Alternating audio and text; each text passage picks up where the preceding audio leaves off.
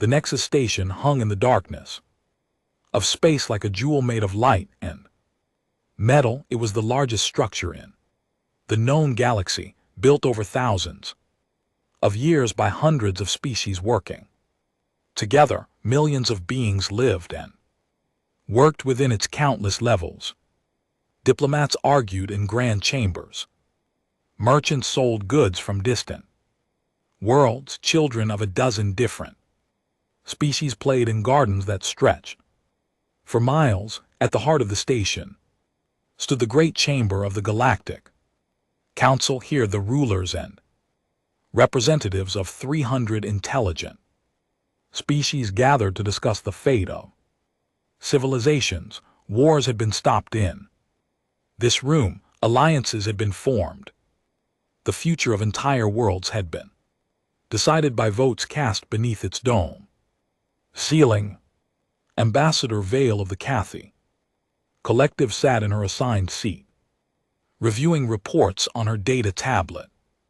She was old by her species standards, her blue-gray skin showing the wrinkles of nearly 2 centuries of life. She had served the council for over 60 years and had seen many strange things. Very little surprised her anymore. The session today was routine. Trade disputes, border arguments, the usual complaints from younger species who felt they deserved more respect. Vale listened with half her attention, her mind already planning her evening meal.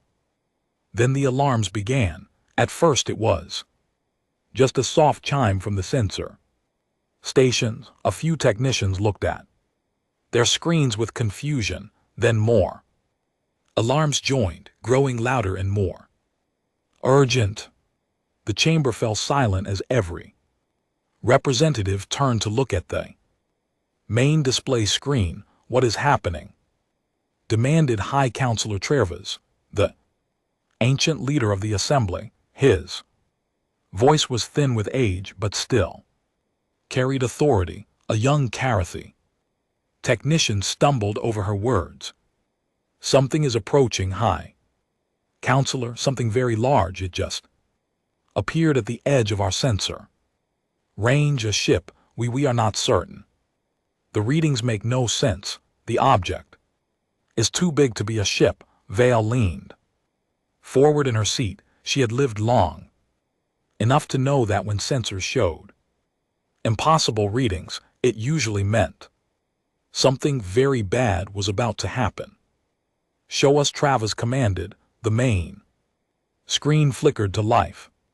At first, there was only the familiar starfield, the distant points of light that had watched over the galaxy since before any species had learned to walk upright. Then a shape appeared, growing larger. As the sensors focused, Vale felt her heart stop. The object was a ship. There was no doubt about that. It had the clean lines and purposeful design of a vessel built for travel between stars. But its size was beyond anything she had ever seen or imagined. The computer displayed numbers beside the image, but they seemed wrong, impossible. The ship was 47 km long. 47 km, the largest dreadnought in the council fleet, was barely 3 km from front to back. By the ancient stars, one assist, whispered someone. Behind her, the chamber erupted into chaos. Representatives shouted questions and demands. Some called for evacuation. Others demanded to know which species had built such a monster. The VTH carry delegation, a group of tall reptilian warriors, reached for their ceremonial weapons as if they expected to fight the ship themselves. High Admiral Kelvos of the VTH carry Dominion pushed his way to the front of the chamber. He was a massive creature covered in dark green scales with eyes that burned with constant anger. His species had conquered dozens of worlds before joining the council, and they had never lost their taste for war. Identify the Vessel, he snarled at the technicians. What species does it belong to? The young Karathi worked her controls with trembling fingers. The ship is broadcasting an identification signal. Admiral, the language is it is. She looked up, her face pale with shock. Language is human. Silence fell over the chamber, not the silence of confusion, but the silence of disbelief. Vale knew. About the humans, everyone did. They were a primitive species from an unremarkable planet called Earth, circling a small yellow star in an outer arm of the galaxy. Council scouts had observed them for decades. They were still using chemical rockets to reach their nearest moon. Their radio signals spoke of wars and division. They had been classified as a level 2 civilization, thousands of years away from achieving faster than light travel. They were not supposed to have ships like this. They were not supposed to have ships at all. That is impossible, said High Admiral Cows. The humans are primitives. Our scouts confirmed this. They are barely capable of leaving their own atmosphere. The signal is confirmed. Admiral, the technician replied. The ship identifies itself as the Prometheus. It is requesting permission to approach. Before anyone could respond, the massive vessel began to move. It did not accelerate slowly like normal ships. It simply glided forward with perfect smoothness, as if the laws of physics were merely suggestions it chose to ignore. Within minutes it had crossed a distance that should have taken hours. The Prometheus came to rest 10,000 km from Nexus Station. At this distance it filled the viewscreen completely. Its hull was covered in strange symbols and what appeared to be weapons of unknown design. Running lights traced its length in patterns of blue and white. It was beautiful in a terrifying way, like a predator seen through the bars of a cage. Then a voice came through the communication systems. It spoke in perfect galactic common, the shared language of the Council. This is Captain Elena Vasquez of the Earth Vessel Prometheus. We come in peace. We request permission to speak with the Galactic Council. The voice was calm, patient. There was no threat in it, no demand, just a simple request, as if the speaker were asking to borrow a cup of sugar from a neighbor. High Counselor Trervanis recovered his composure. First, he was old enough to remember the last great war when the Vithari had nearly conquered half the galaxy. He had seen terrible things and learned that panic helped no one. This is High Counselor Trervanis of the Galactic Assembly. Your presence here is unexpected. How did your species develop such technology?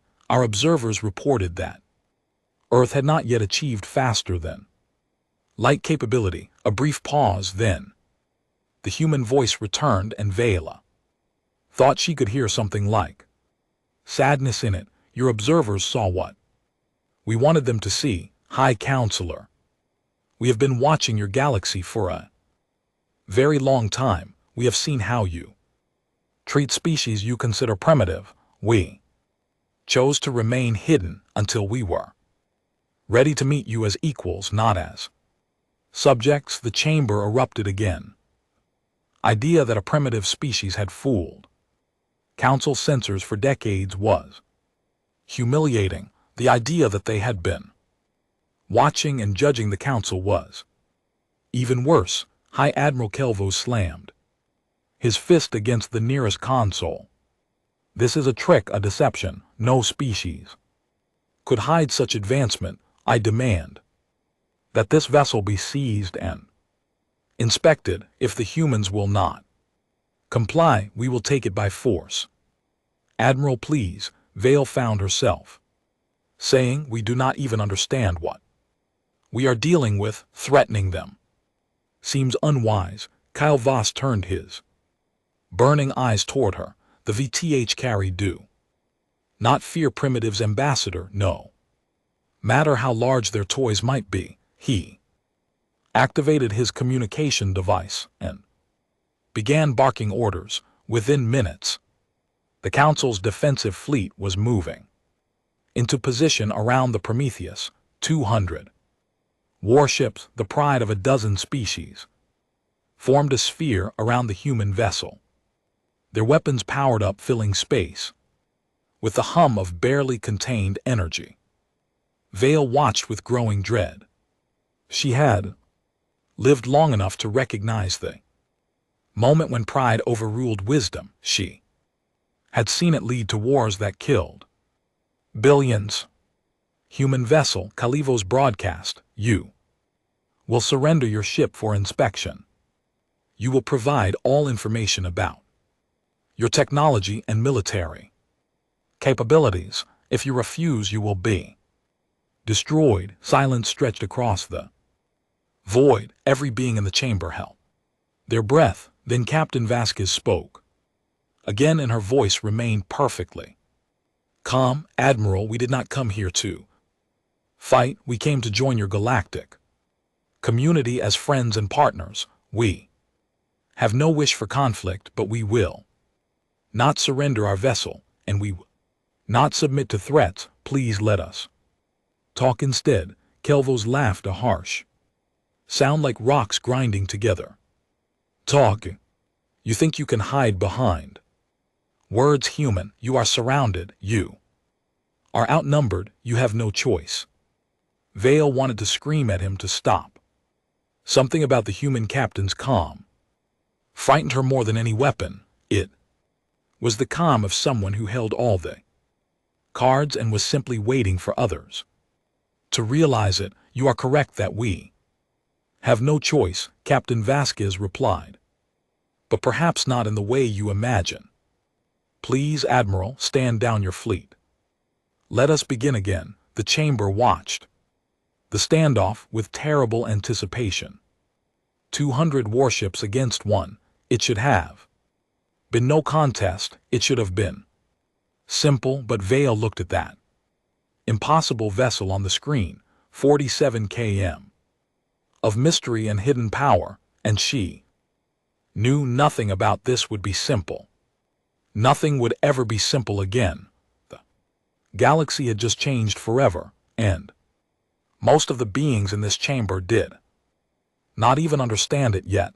80 years before the Prometheus appeared at Nexus Station, a young radio astronomer named David Park sat alone in his small office at a listening station in the mountains of Chile. He had spent 12 years scanning the stars for signs of intelligent life, and he had found nothing but silence.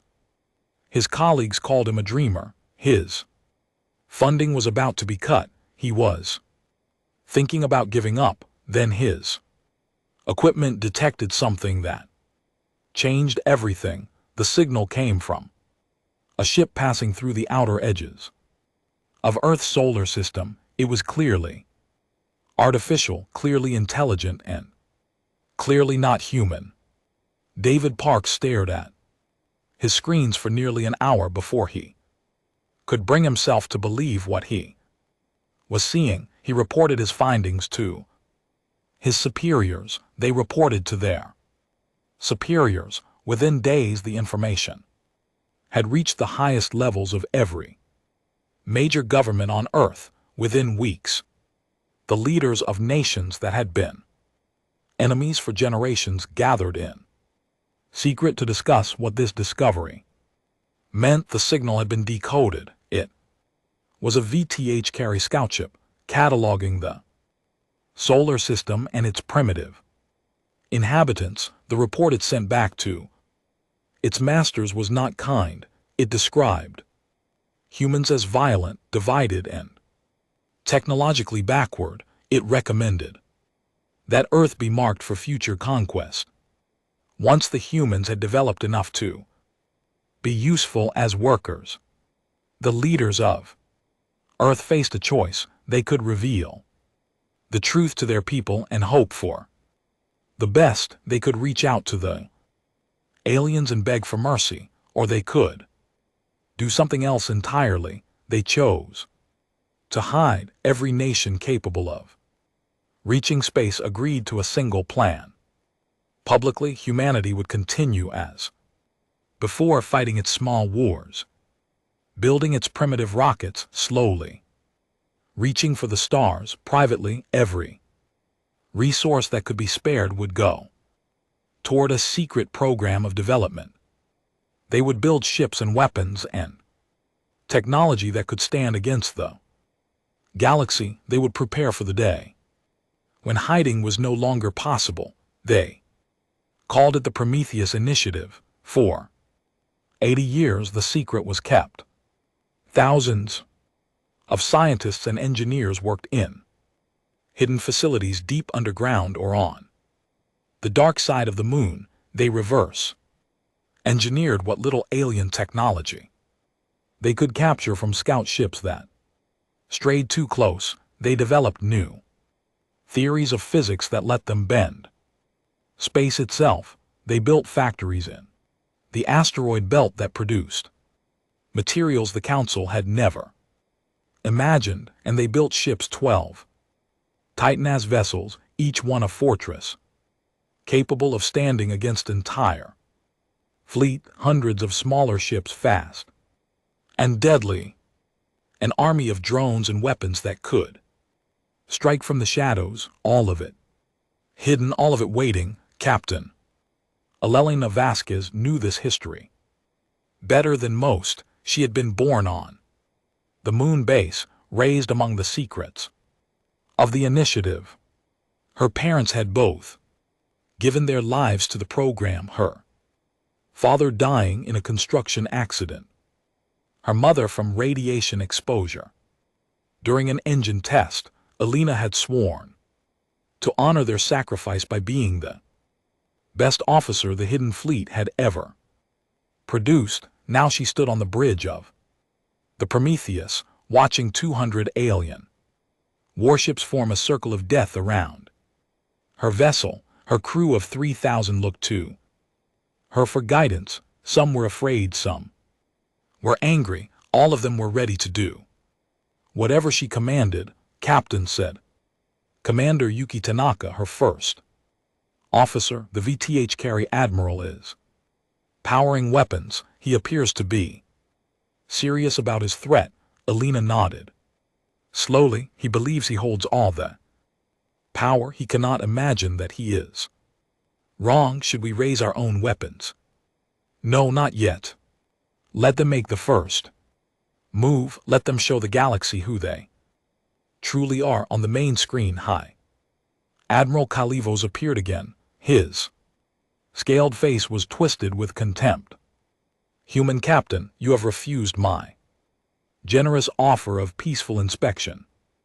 You leave me no choice. Prepare to be boarded. Any resistance will be met with deadly force. Elena stepped forward so that her image would be clearly visible to the alien admiral. She was a small woman, barely 5'12" ft tall, with dark hair streaked with gray at the temples. She looked nothing like a warrior. She looked like someone's grandmother, someone who should be tending a garden rather than commanding a warship. She spoke with absolute calm. Admiral Kalvos, I must refuse your demand. We have done nothing aggressive. We have threatened no one. We ask only for the right to speak with your council. You have no rights here. Primitive Kalvos snarled, this is council space. You will obey council law, which I represent. I understand your position, Admiral, but I cannot comply. If you attack us, you will regret it, not because of what we will do to you, but because of what it will reveal about your civilization. Please let us find a better way. Kelvos laughed again, that terrible grinding sound. Enough of this. All ships fire warning shots, target. Their engines show these humans what real technology looks like. 20 ships fired simultaneously.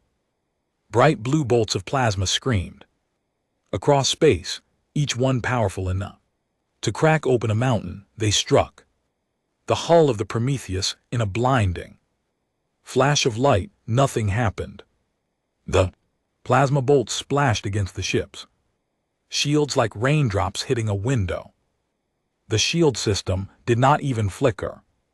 The damage readings on Alina's display showed a perfect 0. Silence fell across the communication channels. Every alien watching the battle tried to understand what they had just witnessed. The VTH carry plasma cannons were the most powerful weapons in the Council fleet. They had shattered planets, they had ended wars, and they had just failed completely against a ship built by a species they considered primitive. In the Council chamber, Ambassador Vale felt her legs grow weak. She had to grip her chair to stay standing. Around her, representatives of dozens of species stared at the screen with expressions of pure terror. That is not possible, whispered someone. No shields are that strong. High Admiral Kyle Voss recovered quickly. His species had not conquered an empire by giving up easily. All ships full attack. Destroy that vessel. 200 warships opened fire at once. The space around the Prometheus turned white with energy, plasma bolts, kinetic rounds, guided missiles, beam weapons of every type imaginable. The combined firepower of the Council's finest fleet, enough to sterilize an entire world, poured into the human ship. The bombardment lasted for 3 full minutes. When it finally stopped, the gunners waited for the debris field to clear so they could confirm their kill. The Prometheus hung in space, completely undamaged. Elelina Vasquez watched her crew. Some were smiling, others looked relieved. A few seemed almost disappointed that the battle had been so one-sided. Captain, said Commander Tanaka, the enemy fleet has exhausted approximately 40% of their ammunition. Their shields are down to minimal power. From the energy expenditure, they are effectively defenseless. I know. Elelina's voice was sad. Open a channel to Admiral Kelvos, the alien admiral appeared on screen. For the first time, his burning eyes showed something other than anger. They showed fear. Admiral, Alina said gently, you have attacked us with everything you have. You have damaged nothing. You have proven nothing except that your weapons cannot harm us. Now please let us stop this foolishness. We did not come here to fight. We came here to talk. Kalivos struggled to find words. His jaw worked silently. Finally, he managed to speak. What are you? We are humans. Admiral, nothing more, nothing less. We are a species that learned long ago that true strength is not measured by how much you can destroy, but by how much you choose not to destroy. We could end your fleet in seconds. We choose not to. We could take revenge for your unprovoked attack. We choose not to. All we ask is that you give us the chance to speak. In the Council chamber, High Counselor Trervanis finally found his voice. Captain Vasquez, this is the High Counselor. I apologize for the actions of Admiral Calvos. He acted without the full authority of the Council. We would be honored to speak with you. Elelina smiled, and it was a genuine smile, warm and kind. Thank you, High Counselor. That is all we ever wanted. She turned to her crew. Stand down, all defensive systems. Prepare a diplomatic shuttle. It is time to introduce ourselves properly. As the Prometheus powered down its weapons, Vale stared at the view screen with new understanding. She had witnessed something remarkable today. Not the technology, as impressive as that was, what truly amazed her was the restraint. The humans had been attacked. They had been insulted. They had been threatened with destruction, and they had responded with patience and mercy. That she realized was more terrifying than any weapon. What kind of species could hold such power and choose not to use it? What had humanity learned in their hidden years that taught them such wisdom? And most importantly, what did they want from the galaxy? These questions burned in Vale's mind as she watched the small shuttle emerge from the Prometheus and begin its journey toward the station. The answers she suspected would change everything. She thought she knew about strength and power. The humans were coming to talk.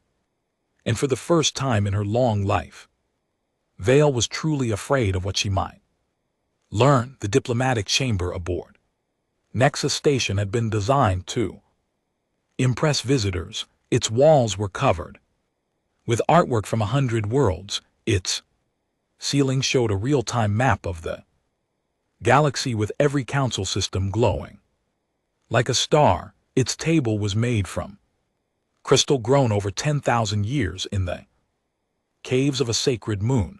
Ambassador Vale had attended meetings in this room for 6 decades. She had never felt nervous in it before.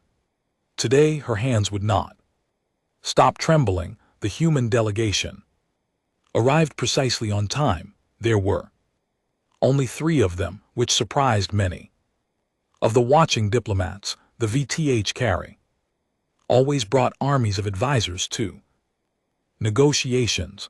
The Karathi traveled with dozens of assistants, but the humans came with just 3 people, as if they had nothing to prove. Captain Elena Vasquez walked in front, her uniform simple and practical. Behind her came a tall man with dark skin and kind eyes, introduced as Dr. Marcus Chen, humanity's chief diplomatic officer. The third was a young woman named Lieutenant Sarah Okonkwo, who carried a small device and said nothing. Valley studied them carefully. They looked so ordinary, so fragile. Their bodies were soft without scales or armor. Their eyes held no inner fire. If she had met them on a street, she would never have guessed. They commanded enough power to destroy entire civilizations. Please sit, she said, gesturing to the chairs across from her. We have much to discuss. Dr. Chen smiled as he took his seat. It was a genuine smile, warm and open. Thank you, Ambassador. We have waited a long time for this moment, not with fear, but with hope. Vale could not hide her surprise. After what Admiral Kelvos did to you, after we fired upon your ship without reason, Admiral Kelvos did what he thought was right to protect his people. We do not hold that against him. We understand fear. We have felt it ourselves many times. Vale exchanged glances with the other diplomats present. This was not how conquered people spoke.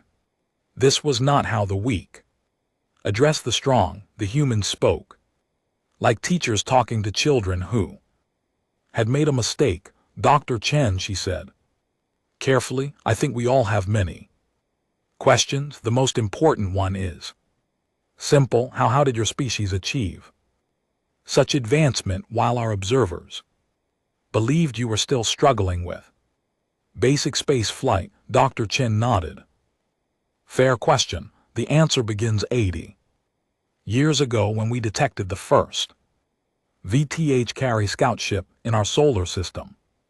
He activated the device Lieutenant Okonkwo carried. A holographic display appeared above the table, showing Earth as a blue marble floating in darkness. We decoded the scouts' transmissions. We learned what the galaxy thought of us. Primitive, violent, divided, useful only as future workers or soldiers for more advanced species. His voice remained calm, but there was weight in his words. We faced a choice. We could reveal ourselves in hope for kindness from strangers, or we could prepare. You chose to prepare, Vila said. We chose to survive. Dr. Chen's eyes met hers. You must understand, Ambassador, humanity has a long and terrible history. We have fought countless wars among ourselves. We have committed horrors that still haunt us. We have built empires on the blood of our own brothers and sisters and watched them crumble into dust. The hologram shifted to show images from human history. Vale watched with growing unease. Cities burning, bodies lying in fields, weapons of terrible destruction. The humans had done these things to each other without any outside enemy to blame. But we learned, Dr. Chen continued slowly, painfully, we discovered that conquest brings only temporary power and eternal hatred. We realized that empires built on fear always fall. We understood at last that true strength comes not from the ability to destroy, but from the wisdom to build. Captain Vasquez spoke for the first time since the meeting began. When we learned about the galaxy, we could have chosen different paths. We could have hidden forever, hoping to be forgotten. We could have revealed ourselves and begged for protection. We could have built our fleet in secret and then used it to conquer, to make ourselves the rulers of the galaxy. Why did you not? Asked the VTH carry diplomat, his voice sharp with suspicion. Vasquez turned to face him directly. Because we have already been conquerors. We have already built empires. We have already dominated the weak and crushed those who resisted, and we learned that it brings nothing but suffering for the conquered and the conqueror alike. She stood and walked to the window, looking out at the stars. Our hidden fleet could defeat any force in this galaxy. We have weapons you cannot imagine. We have defenses you cannot break. If we wanted to rule, no one could stop us. She turned back to face the diplomats. But we do not want to rule. We have seen where that path leads. We want something much harder to achieve. We want to be partners, friends, equals among equals, working together to build something better than any of us could build alone. The room fell silent. Vale felt something strange happening in her heart. She had expected threats. She had expected demands. She had expected the humans to act like every other powerful species in history, taking what they wanted because they could. Instead, they offered friendship. And somehow that was more terrifying than any threat. Dr. Chen, she said slowly, you said you have 12 vessels, like the Prometheus. You said you have hundreds of smaller ships. You said you have weapons we cannot imagine. Why tell us this? Why reveal your strength? Because secrets create fear, and fear creates conflict. Dr. Chen's voice was gentle. We are done hiding, Ambassador. We want you to know exactly what we are, exactly what we can do, not to frighten you, but to be honest with you. Trust cannot be built on lies. And what do you want from us? What does humanity ask in return for your friendship? Dr. Chen smiled again, and there was something sad in it. We ask only one thing, Ambassador. We ask you to let us prove ourselves. Let us show you through our actions that our words are true. Let us demonstrate that power can be used for protection rather than conquest. Let us earn your trust as we hope you will earn ours. Captain. Vasquez returned to her seat. We know. This will not be easy. We know that many in this galaxy will fear us and hate us. Simply because of what we can do, except that we are patient, we have waited 80 years for this moment. We can wait longer if we must, far away in a secure chamber aboard the VTH carry. Flagship High Admiral Calivos watched the meeting through hidden cameras, his hands clenched into fists as he listened to the humans speak of peace and partnership. He did not believe them. He could not believe them. In his experience, power always sought more. Power, the strong always dominated the weak. It was the natural order of things. The humans were lying. They had to be lying, and when they revealed their true intentions, the galaxy would burn unless someone stopped them first. Kale Voss activated a secure communication channel to the VTH carry. Home world, the face of Supreme Commander Thalox appeared on his screen. Admiral, report, the humans are more dangerous than we imagined, Supreme Commander. Their technology is beyond anything we possess. Their ship shrugged off our entire fleet's firepower like it was nothing. Thalox's eyes narrowed, and yet they talk of peace, a trick, a deception. They seek to make us lower our guard while they position their forces for conquest. I am certain of it. The Supreme Commander considered for a long moment. What do you propose? Calvos leaned forward. The humans have revealed only one ship. They say they have more, but we do not know where. What we do know is that there are human colonies scattered throughout the systems near Earth. Civilian targets soft, vulnerable. You suggest we attack their civilians. I suggest we test their resolve. They speak of peace and mercy. Let us see if they mean it when their people are dying. Let us see how they respond when they are hurt. Thox nodded slowly. A bold plan, Admiral, but if you are wrong, if the humans respond with the full force of their hidden fleet, then we will know the truth of what we face. Better to learn it now while we can still fight than later when they have us surrounded. The Supreme Commander made his decision. Very well.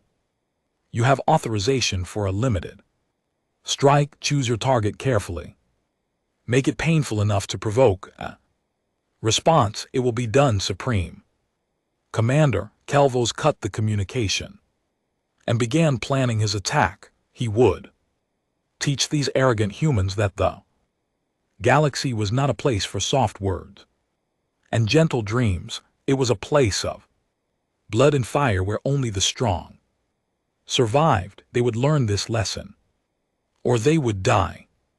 And if they truly were as powerful as they claimed, if they truly could destroy his fleet in seconds, then at least the galaxy would see their true nature when they struck back in revenge. Either way, Calvos would have his answer. Either way, the mask would fall. The colony's ship New Horizon carried 200,000 people across the dark spaces between stars. Most of them were sleeping in the suspension chambers, their bodies held in dreamless rest while the great ship traveled toward their new home. A skeleton crew of 500 kept watch over them, checking systems and counting down the days until arrival. Maria Santos was one of these watchers. She had volunteered for the journey because she believed in humanity's future among the stars.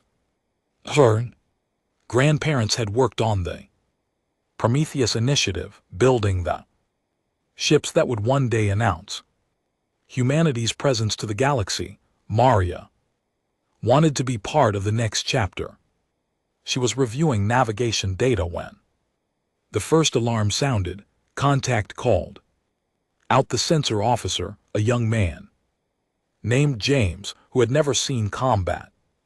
In his life, his voice cracked with fear, multiple contacts dropping out of hyperspace. They are VTH carry.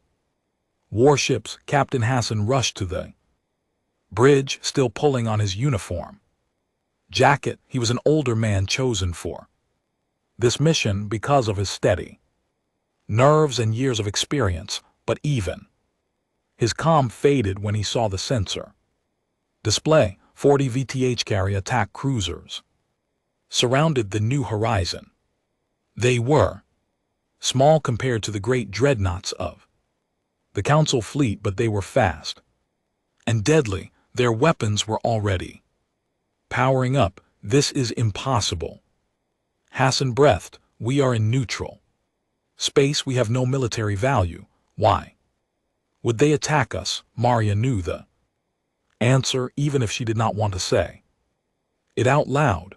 The VTH carry were not attacking the New Horizon because of what it was. They were attacking because of what it represented. 200,000 human lives floating helpless in the void. Target that would force the Prometheus to respond. A test. All hands to emergency stations, Captain Hassan ordered, his voice steadied as training took over. Begin wake up procedures for priority personnel. Send a distress signal on all frequencies. Captain James said, the VTH carry are jamming our communications. The distress signal is not getting through. Hassan closed his eyes for a moment. When he opened them, his face showed acceptance. Then we do what we can. Reroute all power to shields. Prepare for evasive maneuvers. We will give our people every second we can. Maria looked at the faces of her crewmates. Some were crying, some were praying, some stood frozen, unable to process what was happening. None of them had ever expected to die like this, hunted in the darkness by aliens they had never met. But they did not run. They did not surrender. They stayed at their posts and prepared to protect the sleeping thousands who depended on them. The VTH carry fleet moved in for the kill. Aboard the Prometheus, still holding position. Nexus Station, Lieutenant Okonkwo's console suddenly lit up with emergency signals. Her eyes went wide as she processed the data. Captain, she said, her voice barely controlled, we are receiving a partial distress signal. It is from the New Horizon. They are under attack. Ellen Vasquez felt her heart turn to ice. The New Horizon was 12 light years away, a colony ship. Civilians, families, children still waiting to be born on a new world. Who is attacking them? She demanded. VTH carry cruisers, 40 ships. Dr. Chen looked at her with horror in his eyes. This is Calivos. He is testing us. He wants to see how we respond. If we respond with force, they will call us the aggressors. Commander Tanaka's voice was tight. If we do not respond, our people will die. Elelina stood perfectly still. Every person on the bridge watched her, waiting for her decision. She thought of the children in those suspension chambers, dreaming of a home they might never reach. She thought of the crew, fighting to protect them with nothing but courage and failing shields. She thought of everything humanity had learned about power and mercy, and the cost of revenge. Then she made her choice. Navigation, plot a jump to the New Horizons position. Tactical, all weapons online, but do not target to kill. We will disable, not destroy her voice carried across the bridge like steel. We are going to save our people, and we are going to show the galaxy exactly who we are. The Prometheus moved. In the council chamber, every display suddenly went blank except for one which tracked the human warship. Ambassador Vale watched in amazement as the massive vessel simply vanished, crossing 12 light-years in the time it took to blink. Impossible, whispered High Counselor Travanas, that's speed. No ship can move that fast. On the screen, the Prometheus reappeared, directly between the New Horizon and the HFY fleet. Its arrival created a shock wave that scattered the smaller ships like leaves in a storm. For a moment, everything stopped as both sides processed what had just happened. Then the HFY opened fire. The battle lasted exactly 4 minutes. Maria Santos watched from the bridge of the New Horizon as the Prometheus went to work. It moved with a grace that seemed impossible for something so large, sliding between the enemy ships like a dancer. Its weapons fired in precise surgical strikes, targeting engines, weapon systems, and shield generators. One by one, the HFY cruisers went dark. Their weapons fell silent. Their engines died. They drifted helpless in space, their crews alive but completely unable to fight. Not a single Bethari soldier died, not one. Maria felt tears streaming down her face. She had heard stories about the Prometheus initiative, about the ideals that drove humanity's hidden program. She had believed them the way one believes in myths and legends, beautiful stories that could not possibly be true. Now she was watching those stories come to life. When the last enemy ship was disabled, Captain Vasquez's voice came through the New Horizon speakers. It was tired but gentle. Colony ship New Horizon, this is the Prometheus. You are safe now. We are sending medical teams to assist with any casualties. Please hold position until we can arrange an escort. Captain Hassan's voice shook when he responded. Prometheus, this is New Horizon. We have some wounded but no deaths. Thank you, thank you. There was a pause. Then Vasquez spoke again, and Maria heard something like a smile in her words. You were very brave, Captain. Your crew protected those sleepers until we arrived. Humanity is proud of you. In the council chamber, Vale realized she was not the only one crying. Diplomats from dozens of species wiped their eyes as they watched the replay of the battle. They had expected slaughter. They had expected revenge. They had expected the humans to destroy the HFY fleet and prove themselves to be the same as every other powerful species in history. Instead, they had witnessed mercy. Captain Vasquez appeared on the main screen, still standing on the bridge of her ship. Behind her, the disabled HFY vessels drifted in darkness. High Counselor Travas, she said. Her voice was calm, but there was weight in it, the weight of choices made and consequences accepted. The HFY Dominion attacked an unarmed civilian vessel without warning or provocation. They attempted to kill 200,000 innocent people, including children, to test our response. She paused, letting the words sink in. We have disabled their attack fleet. We have taken no lives. Their crews are unharmed and will be released as soon as medical checks are complete. We could have destroyed them. We could have killed every soldier who participated in this attack. We chose not to. Her eyes seemed to look directly at everyone watching, as if she could see through the screen into their souls. This is who we are. This is what humanity believes. We will protect our people with everything we have, but we will not become the monsters we fight. We will not build our future on the corpses of our enemies, even when they attack our children, even when they try to destroy everything we love. We will Not surrender our principles, she straightened and her voice grew stronger. The VTH carry have shown the galaxy what they are willing to do. Now, we have shown the galaxy what we are willing to do. Let history judge which path leads to a better future.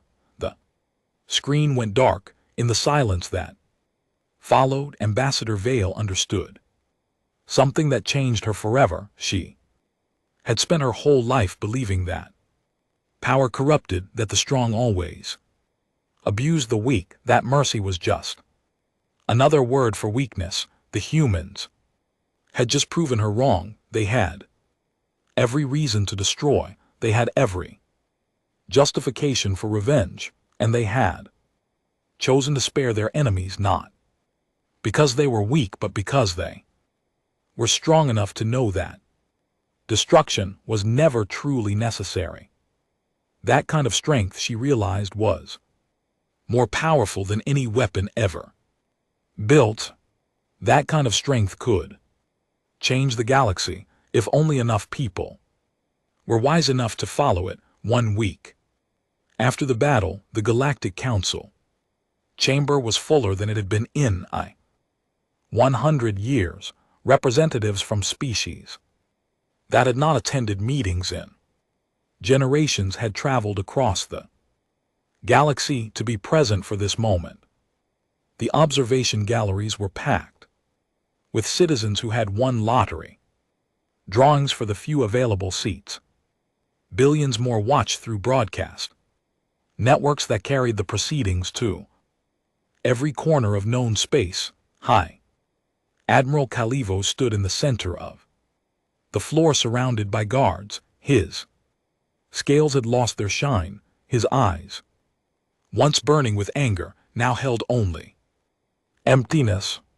He had been stripped of his rank and brought before the council to answer for his actions. High Counselor Trevana spoke with the weight of centuries in his voice. Admiral Calivos, you are charged with ordering an unprovoked attack on a civilian vessel. You are charged with the attempted murder of 200,000 innocent beings, including children. You are charged with risking a war that could have destroyed countless worlds. How do you respond to these charges? Kyle Voss lifted his head. There was no regret in his face. I did what I believed was necessary to protect my people. The humans are a threat. Their power is beyond anything we have ever seen. I tried to expose their true nature before they could move against us. And what did you expose? Admiral, what did your attack reveal? Kelvos was silent. I will tell you what it revealed. Travis continued. It revealed that the humans could have destroyed your fleet in seconds. It revealed that they chose to spare every single one of your soldiers. It revealed that even when attacked without reason, even when their families were threatened, they responded with restraint and mercy. The old counselor shook his head. You wanted to show us that the humans were monsters. Instead, you showed us that you were wrong. VTH Carry Supreme Commander Thavox rose from the delegation seats. His face was hard, but his voice was controlled. The VTH Carry Dominion accepts responsibility for the actions of Admiral Kyle Voss. We will pay reparations to the humans for the damage caused. We will submit to any reasonable sanction the Council deems appropriate. It was not an apology. The Vistari did not apologize, but it was an admission of defeat, and everyone in the chamber knew what it cost them to say it. Captain Alina Vasquez was called to address the Council. She walked to the speaker's platform with steady steps. Her simple uniform, a contrast to the elaborate robes worn by most of the representatives. She stood alone without advisors or guards and looked out at the hundreds of faces watching her. High Counselor, members of the council. Citizens of the galaxy, she began. 1 week ago, your worlds learned that humanity exists not as the primitive species your scouts reported, but as a civilization that has watched you from the shadows for 80 years. She paused, letting the silence build. I know many of you are afraid. You look at our ships, our weapons, our technology, and you see only the potential for destruction. You remember every empire that rose on the strength of superior force, and you wonder when we will begin our conquest. Her voice softened. I cannot force you to trust us. Trust must be earned through actions, not words. All I can do is tell you what we believe and show you what we are willing to do. She activated a small display device. Images appeared above the council floor, showing scenes from Earth's history. Wars, suffering, death, but also other images, hands reaching out to help. Strangers, communities rebuilding after disasters, enemies becoming friends. Across tables of negotiation, humanity has made every mistake a species can make. We have waged wars of conquest. We have committed genocide. We have poisoned our own world and nearly destroyed ourselves. We carry the weight of our history like chains around our hearts. Her voice grew stronger. But we learned that empires fall and conquerors are forgotten. We learned that the monuments we build to our power crumble into dust, while the kindness we show to strangers echoes through generations. We learned that true strength is not measured by what you can destroy, but by what you choose to protect. She turned to face the Bethari delegation directly. Admiral Kalivos attacked our children. He tried to murder 200,000 innocent people to test our response. By every law of war and justice, we had the right to destroy his fleet and demand terrible punishment. Her eyes held the admiral's. We chose mercy instead, not because we are weak, not because we did not feel rage and grief and the desire for revenge. We chose mercy because we have learned that revenge only creates more pain, more hatred, more cycles of destruction that never end. She addressed the full council again. We do not ask you to believe us. We ask only for the chance to prove ourselves. Let us work beside you. Let us share our knowledge and learn from yours. Let us build something together that none of us could build alone. Her final words carried across the silent chamber. The humans offer you a choice. You can see us as threats to be feared and enemies to be destroyed, or you can see us as partners ready to stand with you against whatever challenges the future might bring. We have made our choice. Now we wait with hope to learn yours. She stepped back from the platform and stood waiting. Ambassador Vale rose from her seat. Her old bones protested the movement, but she did not let that stop her. She had spent her whole life serving the council, watching the endless cycles of war and peace, conquest and collapse. She had grown tired of it. She had begun to believe that nothing would ever change. The humans had given her hope again. Hi, Counselor, she said, her voice carrying across the chamber. I have served this council for 60 years. I have witnessed many species claim to want peace while preparing for war. I have heard many promises that were never kept. She turned to look at Captain Vasquez. But I have never seen anything like what the humans did at the Battle of New Horizon.